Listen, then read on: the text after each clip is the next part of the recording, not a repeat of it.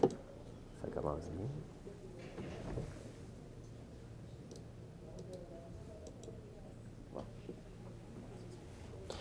bien. Donc, notre plan de match un peu pour la présentation, c'est qu'on va avoir une mise en contexte géographique. Là, donc, je vous situe un petit peu où est la ville de Lévis pour ceux qui ne savent pas où elle se situe.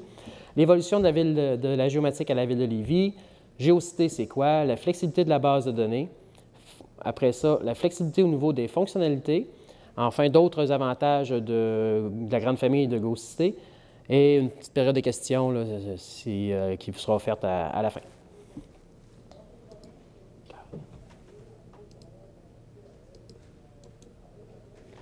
Donc, pour vous situer un peu la ville de Lévis, notre grand voisin en face, c'est la ville de Québec. On est situé entre les municipalités de Saint-Antoine-de-Tilly et de Beaumont. À l'arrière, c'est un peu secteur de Bellechasse, la Nouvelle-Beauce, etc. Là, c'est qu'on retrouve les municipalités de Saint-Lambert, Saint-Charles, Saint-Henri.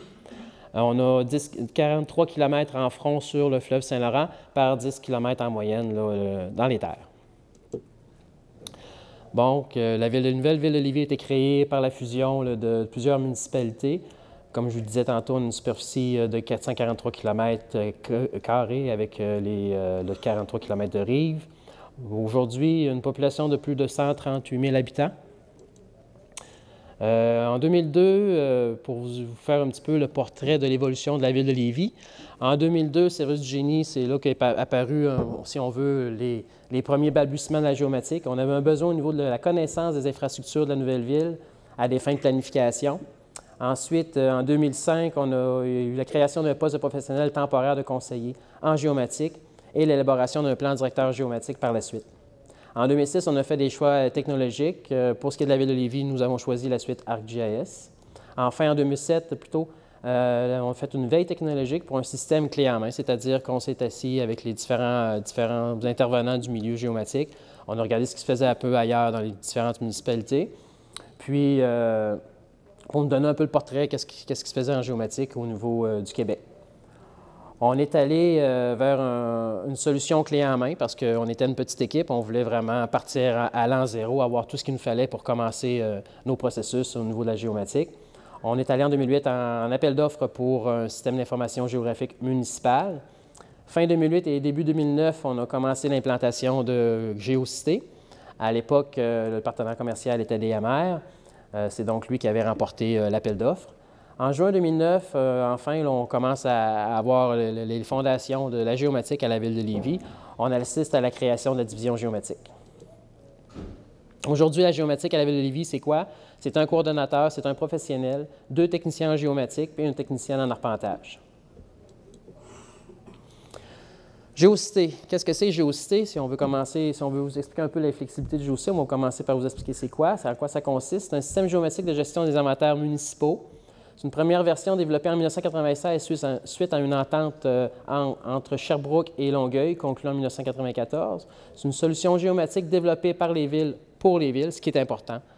On a un partenariat de mise en commun de l'expertise géomatique municipale. Dans le fond, c'est une table qui nous permet de mettre en commun toute notre expertise, toutes nos différentes expériences. C'est une propriété exclusivement municipale. À l'arrière de tout ça, on a une philosophie de partage de coûts, une réalité des contraintes budgétaires des villes. De plus en plus, que ce soit au gouvernement, différents paliers gouvernementaux, on doit composer avec les coupures des budgets. Puis, c'est un modèle de base commun entre les villes. Ça permet le partage d'expertise entre les partenaires. Ça permet le développement d'applications spécialisées et de repartir les investissements entre les partenaires.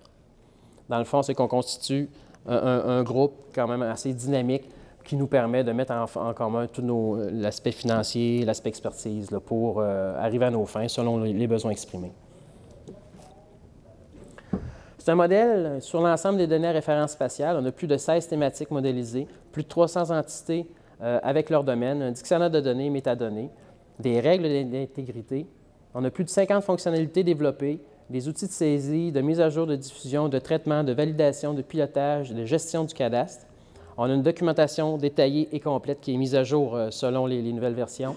On a une aide en ligne d'une façon continuelle avec notre partenaire commercial. Il y a toujours quelqu'un à l'autre bout de la ligne Puis, si on tient du fait aussi qu'on a beaucoup de partenaires au niveau municipal, bien, il y a toujours quelqu'un qui peut nous aider quelque part dans une autre ville de la grande famille GoCité. Au niveau des thématiques qui ont été modélisées, on a au niveau de l'aqueduc, la signalisation, l'arpentage, l'éclairage, cadastre, matrice graphique, l'électricité, l'environnement, topographie, hydrographie, transport et répartition urbanisme, limites administratives, utilité publique, parc et espaces verts, voies de communication, nommez-les. Si on en a besoin, c'est toujours possible de les créer aussi par la suite. C'est très flexible. Ça vous dresse un peu le portrait, c'est l'image de notre grande et belle famille GoCité. Vous voyez encore de la place, il n'y a pas de problème, on est très ouvert, puis nous, plus il y a de joueurs, plus il y a d'intervenants, plus il y a d'idées autour de la table, plus il y a de flexibilité, plus il y a de synergie qui se développe, c'est vraiment très intéressant là, pour le milieu municipal. Donc, ce que je vous dis depuis tantôt, c'est un partenariat intermunicipal. Qu'est-ce que ça implique? C'est une entente qui a été entérinée le 8 février 2006 par les 6 villes partenaires qui, au début, là, étaient détenteurs des droits de GoCité, des droits intellectuels. C'est une modalité du partenariat municipal. Tout est déjà un peu là, modulé pour faciliter l'intégration. On a un élément contractuel avec les partenaires d'affaires, des modalités d'évolution du logiciel. On a des règles de commercialisation, une mise en place d'un comité directeur et d'un comité technique. Lorsqu'on parle du comité directeur, c'est un comité qui est surtout au niveau de la planification, au niveau des budgets, etc. Au niveau du comité technique, à ce moment-là, c'est vraiment au niveau technique, au niveau des opérations. Ces gens-là apportent des recommandations au comité directeur, puis par la suite sont débloqués les budgets en fonction des besoins qui ont été exprimés par le comité technique et des priorités budgétaires. Donc, c'est une convention de commercialisation, c'est un droit exclusif de commercialisation de GoCité.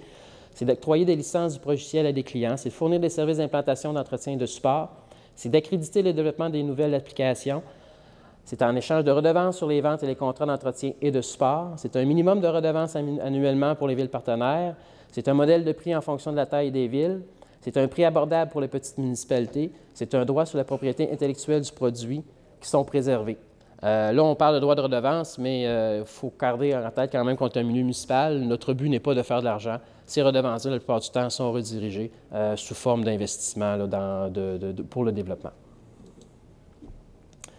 Donc, pour en venir à la présentation comme telle, ce que je veux vous démontrer aujourd'hui, c'est que oui, effectivement, GoCité existe, c'est un projet clé en main.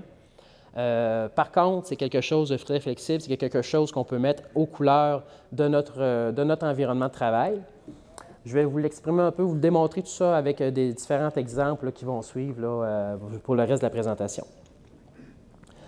Au niveau de la première exemple, on parle, je vais y aller à ce moment-là par étapes aussi, là, on va commencer par un ajout de couche au modèle de données GoCité. Le demandeur, c'était le service juridique et le service des travaux publics. Leurs besoins, c'était la gestion des parcours de déneigement et adoption du règlement annuel sur les déneigements, parce que même si on pense que les rues ne changent pas et que le déneigement, c'est du pareil au même d'année en année, mais ce n'est vraiment pas le cas au niveau légal, au niveau juridique. Il y a beaucoup d'implications. Il faut refaire la réglementation annuellement, puis il faut avoir des cartes qui sont adaptées, des cartes qui sont dynamiques qui permettent de faire tout ça. Au niveau des résultats, au niveau des travaux publics, qui était un des demandeurs, à ce moment-là, on a l'ajout d'une couche contenant les parcours de déneigement, les priorités et les équipements associés à chacun des parcours lors des opérations de déneigement. Je vous le dis tout de suite, ce n'est pas du suivi en temps réel, par contre. C'est vraiment une carte, c'est très thématique à ce moment-là, à ce niveau-là. Au niveau du résultat pour les services juridiques, c'est l'adoption des plans de déneigement en lien avec les révisions annuelles du règlement. Donc, pour eux autres, ça remplissait leur part. À ce moment-là, ils étaient capables de fonctionner, de faire adopter le tout par le conseil. Ça vous donne un peu le portrait ici, c'est très grossier comme exemple, là, mais dans le fond, c'est qu'on voit ici un peu le parcours de déneigement avec, si vous pouvez lire un peu, toute la machinerie qui est associée, chacun des appareils qui sont associés au parcours des différentes rues là, pour le déneigement, selon le type de déneigement. Ici, on va retrouver des charrues, on va retrouver différentes autres, des chenillettes pour les trottoirs, etc. On a aussi ajout de couches en modèle de données GoCité, production de plans de déneigement. Bien, ça ici, ce que je vous montre ici, c'est un peu les plans qui sont adaptés au niveau légal. Ce que je vous montrais tantôt, c'est au niveau des travaux publics pour les opérations. Ici, c'est au niveau légal. Donc, dans le fond, c'est une carte qui dresse le portrait des différents types de déneigement là, partout tout le long du territoire. Ensuite, production des plans de déneigement. Encore là, ce qu'on a ici, c'est ce que je voulais vous démontrer un peu, c'est au niveau du texte légal, ce que ça pouvait apporter. Là. Dans le fond, on est parti d'une carte, on est parti de trajet pour en venir à l'adoption de textes comme celui-ci au niveau légal, au niveau du conseil. Un deuxième exemple, encore là, un ajout de couche au modèle de données GoCité. Ce qu'on veut exprimer ici, c'est le demandeur, c'était le service du génie et le service de la clientèle. Le besoin, c'était la localisation des travaux municipaux sur le territoire parce que à différentes occasions, pour différentes raisons, les gens appellent à savoir, bon, les travaux qui ont commencé sur ma rue, ils finissent quand, que ça comporte quoi, est-ce que je vais être dérangé longtemps, etc., etc. Bon, dans le fond, c'était pour dresser le portrait saisonnier des travaux qui allaient se dérouler sur notre territoire. Ce qu'on a comme résultat au niveau du service du génie, c'est des couches contenant les éléments ponctuels et surfaciques avec un descriptif sommaire. Fait que vous voyez qu'on ne se lance pas dans les grandes applications non plus, c'est très basique, mais c'est très efficace.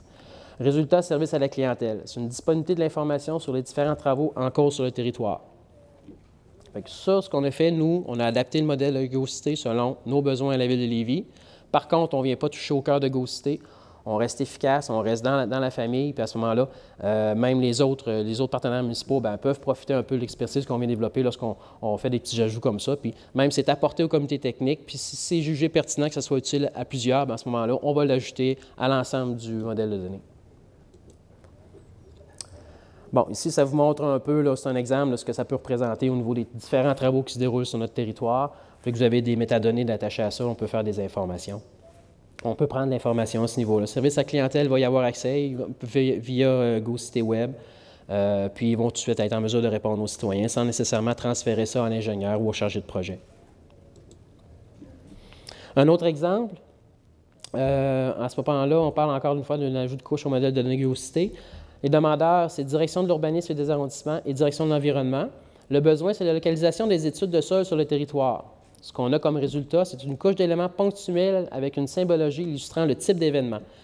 Des liens hypertextes pour consulter les rapports de l'ingénieur des différentes firmes de consultants. Bon, encore là, c'est très ponctuel. C'est des points sur le territoire où ont été réalisées différentes études sur le sol.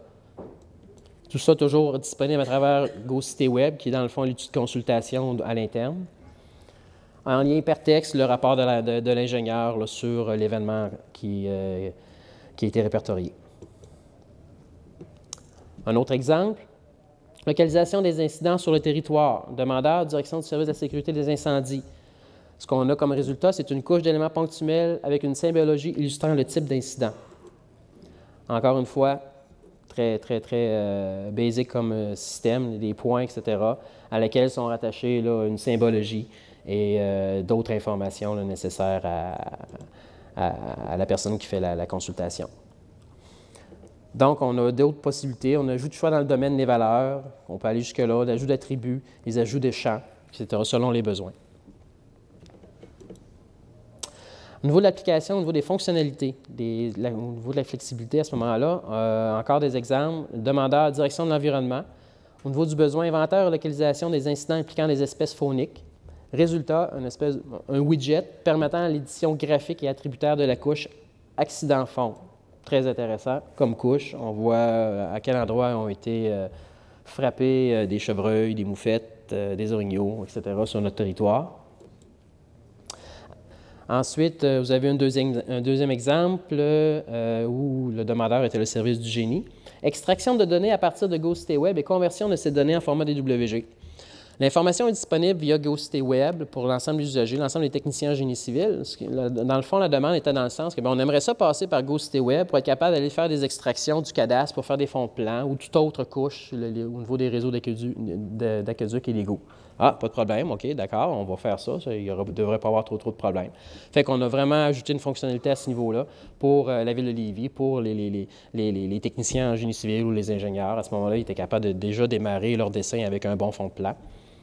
Au niveau du résultat, c'est un widget qui permet la sélection, l'extraction, des conversions en format DW, Shape, DGN et Geodatabase. C'est un peu ça, c'est très bref comme démonstration, mais dans le fond, c'est statique. Là. On n'a pas assez de temps pour le montrer.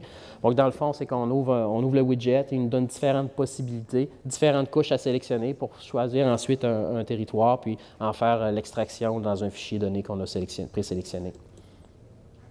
Un autre exemple, direction de l'urbanisme et des arrondissements. Le service est permis. Mesurer et visualiser la pente naturelle d'un terrain afin d'émettre un permis de construction en conformité avec la réglementation municipale. Résultat, un outil de mesure utilisant les coordonnées X, Y, Z du modèle numérique de terrain et génération d'un profil à la volée d'une ligne tracée dans Google City Web. Ça donne ça un petit peu, c'est ce que ça donne ici, dans le fond. C'est que la ligne en bleu que j'ai tracée, je l'ai fait avec mon outil de dessin, je la mets en référence pour tracer mon profil. Le petit point rouge qu'on voit sur la ligne bleue, dans le fond, correspond à la ligne dans le profil là, pour le situer. Puis tout ça est dynamique. On promène le point ou la ligne, puis on voit à quoi ça réfère là, sur la photographie aérienne. Fait que ça, c'est très utile là, pour calculer les pentes, etc., pour les inspecteurs municipaux ou au niveau des techniciens en génie civil aussi. Exemple 4, direction de l'urbanisme et des arrondissements. Le besoin, accéder à plusieurs jeux d'orthophotographie aérienne répartis dans le temps afin de constater l'utilisation du sol à travers le temps et déterminer les différents droits acquis qui s'appliquent à une propriété. Ce qui a résulté de ça, c'est une barre temporelle d'orthophotographie qu'on peut voir ici.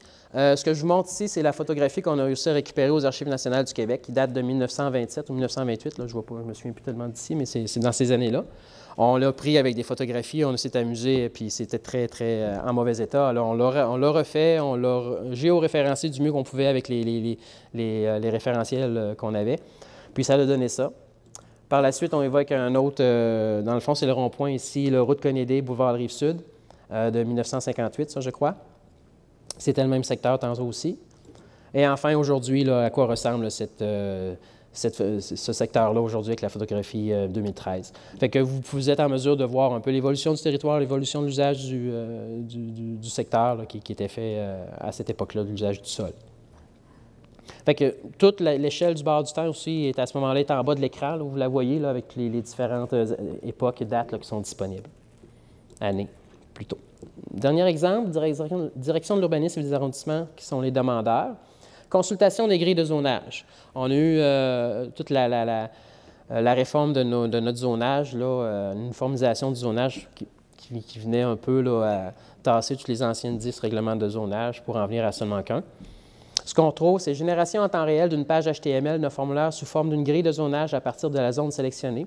Cette grille illustre les images permises dans la zone identifiée préalablement et les informations proviennent d'une table liée aux entités de la couche de zonage, qui sont des polygones. Ce que ça donne, c'est ça ici. On fait une information sur un polygone de zonage, puis ça nous permet à ce moment-là d'avoir un peu tout le pédigré de la zone avec la grille qui est générée là, en temps réel, où on retrouve les différents usages qui sont permis pour les constructions, pour l'utilisation, etc. D'autres avantages, en terminant, de notre belle famille GoCité, c'est que c'est une analyse et validation des besoins par un comité d'utilisateurs, comme on parlait tantôt. Une évolution du produit validée par un comité intermunicipal. Tous les intervenants sont autour d'une même table, on parle le même langage, on se comprend, puis on en vient au même constat, puis nos besoins ressortent assez rapidement. Ça permet le regroupement pour le développement de nouveaux modules ou les améliorations. Ça permet aux villes de devenir propriétaires des applications développées. C'est une mise en commun d'expertise géomatique municipale. On est rendu à tout près de 16 joueurs autour de la table, c'est ce qui n'est pas rien. On représente tout près de, si pas plus d'1 million d'habitants au Québec. Enfin, bien, ça garantit la viabilité du produit. Avez-vous des questions? J'y suis allé à la vitesse grand V, mes excuses, mais j'avais beaucoup de contenu, puis je voulais être en mesure de passer le tout. Pas de questions? Merci beaucoup, M. Roy. Merci.